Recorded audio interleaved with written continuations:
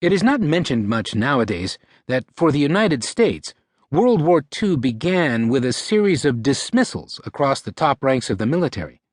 Less than 2 weeks after the attack on Pearl Harbor in December 1941, Admiral Husband Kimmel and Army Lieutenant General Walter Short were jettisoned from their posts atop the American military establishment in the Pacific, along with Major General Frederick Martin, Short's air commander. Even less remembered is that Kimmel, who once had been an aide to Assistant Secretary of the Navy Franklin D. Roosevelt, held the post only because his predecessor, Admiral James Richardson, had been fired by the President a year earlier. The following year, the commander of one of the first Army divisions to fight the Japanese, the 32nd Division's Major General Edwin Harding, was relieved by General Douglas MacArthur, along with many of his regimental and battalion commanders. When Lieutenant General George Kenney arrived to take over the air operation in the Pacific in mid-1942, his first act was to remove 5 generals he deemed to be deadwood, along with 40 colonels and lieutenant colonels. Admiral Harold Stark, the Navy's top officer, was ousted from his post in March 1942. He was hardly alone. 1/3 of the Navy's submarine captains were relieved during the first year of the war. On the North African front, where American soldiers first fought the Germans, the senior tactical commander of those forces, Major General Lloyd Fredendall, was fired. The officer presiding over this dynamic and ruthless system of personnel management was General George C. Marshall, who, back in Washington, was winnowing the ranks of the Army, forcing dozens of generals into retirement because he believed they were too old and lacking in energy to lead soldiers in combat.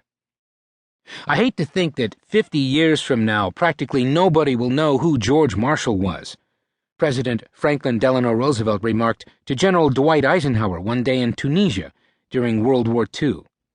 FDR was correct. Though rarely memorialized by the public today, George Marshall not only was the senior American general of World War II, he was, effectively, the founding father of the modern American armed forces. Under him, the United States for the first time developed a superpower military, a status it has retained for the past 7 decades.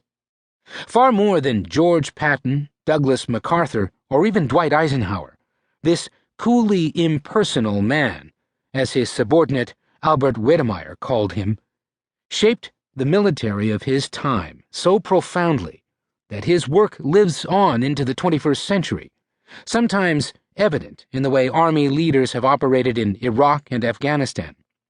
Specifically, Marshall's unusual and very American concept of what sort of person constitutes a good general still influences the promotions today's leaders bestow on younger officers. It would be difficult to understand today's Army without knowledge of Marshall's career, and especially his powerful sense of duty and honor. Marshall formally became Chief of Staff of the U.S. Army on September 1st, 1939, the day Germany invaded Poland. "Things look very disturbing in the world this morning," he wrote in a thank-you note to George Patton's wife. Such understatement reflected the man.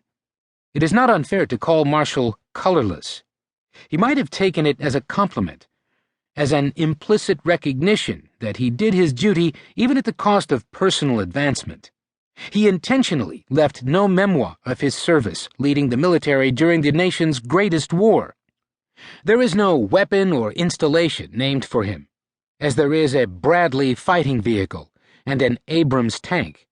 Indeed, in the snowy reaches of remote northern New York, there is even a Fort Drum honoring General Hugh Drum, the stubborn, pompous, occasionally ignorant officer who inexplicably had been Marshall's leading rival for the Army's top slot. There is no Fort Marshall. George Marshall was born in Uniontown, Pennsylvania, 15 years after the end of the Civil War. In 1901, he graduated from the Virginia Military Institute, where he marched before Stonewall Jackson's widow. He soon joined the Army, which then was recovering from its low